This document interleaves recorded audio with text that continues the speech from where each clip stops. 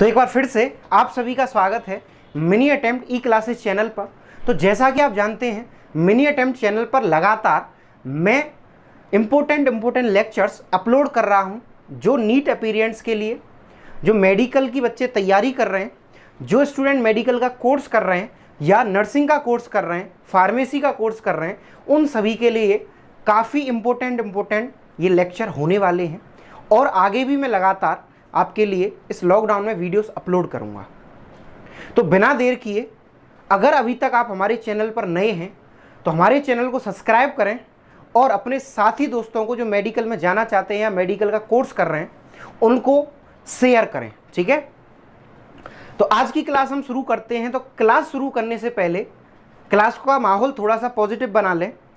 तो एक बहुत ही अच्छे थॉट के साथ में हम आज की क्लास शुरू करेंगे। तो वो आपकी स्क्रीन पे आपको दिखाई दे रहा होगा। आपकी मेहनत आपको कभी निराश नहीं करेगी। छोटा सा कोट है, छोटा सा थॉट है, लेकिन इसकी बातें बहुत बड़ी हैं कि आपकी मेहनत आपको कभी निराश नहीं करेगी। हमेशा इस बात को याद रखिएगा कि आप किसी भी फील्ड में हो, किसी भी फील्ड में रह कर के आप मेहनत कर रहे हैं, आप अपनी सफलता को 100% प्राप्त करेंगे।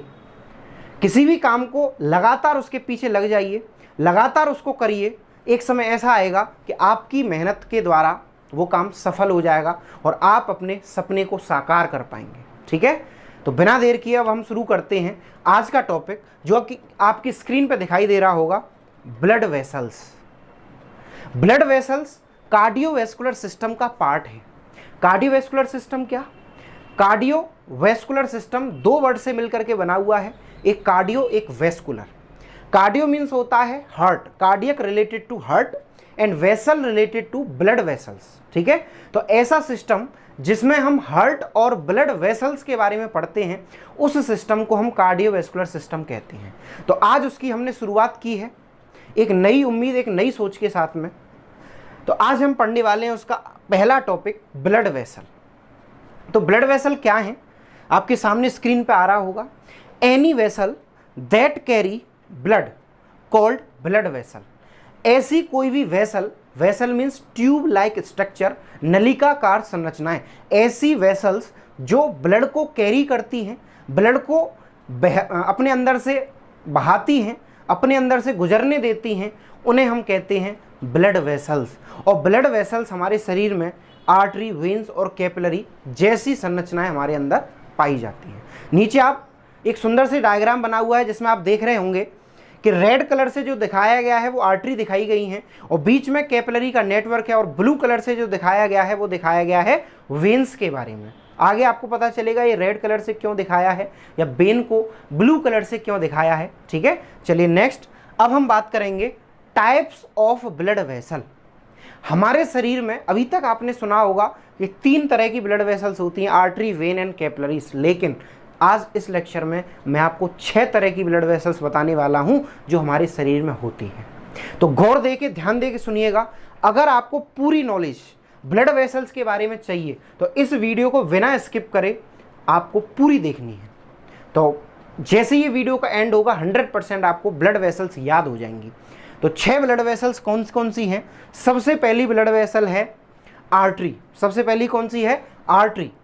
साथ ही साथ याद करिएगा, दूसरी है वेन्स, तीसरी है कैपिलरीज, चौथी है आर्टीरियोल्स, पांचवी है वेन्यूल्स और छठवीं है वासा वैसोरम, ठीक है। तो 6 कौन कौन सी एक बार फिर से देख लीजिए, artery, veins, capillaries, arterioles, venules and vasa vasorum. अब एक एक करके हम इनकी बात करेंगे कि कौन कौन सी ब्लड वेसल्स कहाँ कहाँ होती हैं, इनके क्या क्या फंक्शंस हैं, क्या क्या कार्य हैं।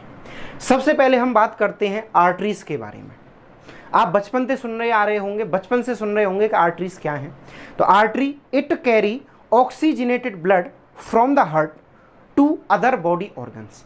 आर्टरी ऐसी ब्लड वेसल्स हैं, उन ब्लड वेसल्स को हम आर्टरी कहते हैं जो हार्ट से हमारे शरीर के डिफरेंट ऑर्गन्स को, सभी इंपॉर्टेंट ऑर्गन्स को सप्लाई करती हैं, सभी को ब्लड सप्लाई देती है, उन्हें हम कहते हैं आर्टरी। दूसरा सबसे इंपॉर्टेंट पॉइंट जो हमें याद रखने के लिए है कि आर्टरी में ऑक्सीजनेटेड ब्लड होता है। याद रखिएगा, आर्टरी ऑक्सीजनेटेड ब्लड कैरी करती है। ऑक्सीजनेटेड ब्लड मीन्स ऑक्सीजन युक्त रक्त, ठीक है। नोट करके मैंने आपको एक बात लिखाई है, इसको आप कॉपी में नोट कर लीजिएगा फटाफट से कि pulmonary artery carry deoxygenated blood.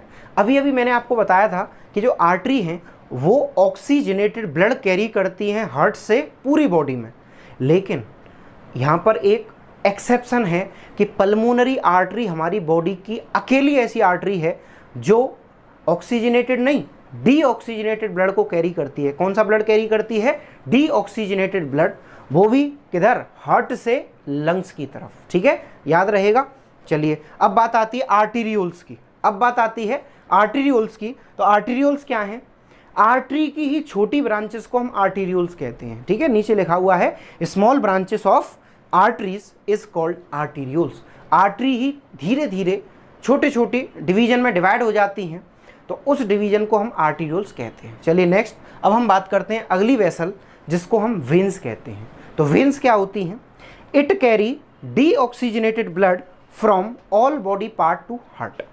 When ऐसी ब्लड वेसल्स होती हैं जो डीऑक्सीजनेटेड ब्लड मीन्स अशुद्ध रक्त या जिसके अंदर ऑक्सीजन की मात्रा कम हो, उस ब्लड को ये कैरी करती हैं और पूरे शरीर से इकट्ठा करके हमारे हार्ट की तरफ ये ले करके आती हैं। याद रहेगा। चलिए इसमें भी एक नोट है, एक इंपॉर्टेंट बात है जो आपको याद रखनी है, नोट करनी है कि एक वेन हमारे, जैसे आर्टरी हमारी बॉडी में एक ऐसी थी जो डीऑक्सीजनेटेड ब्लड को कैरी कर रही थी, सेम उसी तरह से हमारे शरीर में एक वेन भी है जिसका नाम है पल्मोनरी वेन, जो ऑक्सीजनेटेड ब्लड को कैरी करती है। बाकी की सभी वेन्स डीऑक्सीजनेटेड ब्लड को कैरी करती है। क्या नाम है इसका? पल्मोनरी वेन, जो ऑक्सीजनेटेड ब्लड को कैरी करती है लंग्स से हार्ट में, जिसकी संख्या होती है 4। कितनी होती है संख्या में? 4 होती हैं, याद रखिएगा। फिर आता है वेन्यूल्स। ये वेन्यूल्स क्या हैं? वेन्स की ही छोटी ब्रांच। तो small branches of when is called venules. तो वेन्स की ही छोटी ब्रांच को हम वेन्यूल्स कहते हैं, और यही वेन्यूल्स आगे चल के वेन्स में बदलते हैं और वेन्स लार्जर वेन्स में, और वो हमारे हार्ट में ड्रेन कर देती हैं ब्लड को। ठीक है, चलिए नेक्स्ट, अब हम बात करेंगे कैपिलरीज के बारे में। तो कैपिलरीज के बारे में आपने खूब सुना होगा। कैपिलरीज क्या होती हैं? Junction of artery and veins को हम कैपिलरीज कहते हैं। कैपिलरी किन्हें कहते हैं? Junction of artery and veins, जहां पर आर्टरी एंड वेन्स आपस में जुड़ती हैं, कांटेक्ट करती हैं, उन्हें हम कहते हैं वेन्स। ठीक है, होता क्या है, पहले आर्टरी अपनी छोटी छोटी ब्रांच आर्टीरियोल में टूटती हैं और आर्टीरियोल कैपिलरीज बनाते हैं, कैपिलरीज से वेन्यूल्स बनते हैं और वेन्यूल से वेन्स बनती हैं। याद रहेगा। ठीक है, तो इसकी डेफिनेशन क्या हुई? The junction of artery and veins is called capillaries. Capillaries हम उन्हें कहते हैं जो आर्टरी और वेन की जंक्शन है। ठीक है, फिर generally arterioles are divided into small vessels called capillaries. दूसरी डेफिनेशन इसकी क्या है कि जनरली जो आर्टरीज हैं वही कैपिलरीज में डिवाइड होती हैं, वही आगे चल के कैपिलरीज में बनाती हैं, जैसा मैंने अभी आपको पहले बताया था। ठीक है, अगला, from the capillary exchange of substances occur. ये इंपॉर्टेंट पॉइंट है, इसको याद रखिएगा। ना किसी आर्टरी से ना किसी वेन से कोई भी चीज़ों का आदान प्रदान किसी भी ऑर्गन में नहीं होता। फॉर एग्जाम्पल, अगर हमारे लिवर को ब्लड चाहिए, हमारी आई को ब्लड चाहिए, हमारी स्किन को ब्लड चाहिए, तो ये कभी डायरेक्ट ब्लड वेसल से यानी आर्टरी और वेन से नहीं जाएगा। यहाँ पर जो कैपिलरीज का नेटवर्क है उसका उस ऑर्गन के सेल और टिश्यू के बीच में आदान प्रदान होगा, एक्सचेंज होगा, चाहे वो न्यूट्रिशन का हो सकता है, चाहे वो ऑक्सीजन का हो सकता है, कार्बन डाइऑक्साइड का हो सकता है। तो वो एक्सचेंज किसके द्वारा होता है? वो एक्सचेंज कैपिलरीज और टिश्यू के बीच में होता है। ठीक है, याद रहेगा। चलिए अब आखिरी जो ब्लड वेसल है जिसका नाम है वासा वेसोरम, ये क्या है? तो minute blood vessel that supply walls of larger vessels like aorta and vena cava. ये वासा वेसोरम क्या है? वासा वेसोरम, इसके ऊपर क्वेश्चन आता है कि वासा वेसोरम किसे कहते हैं?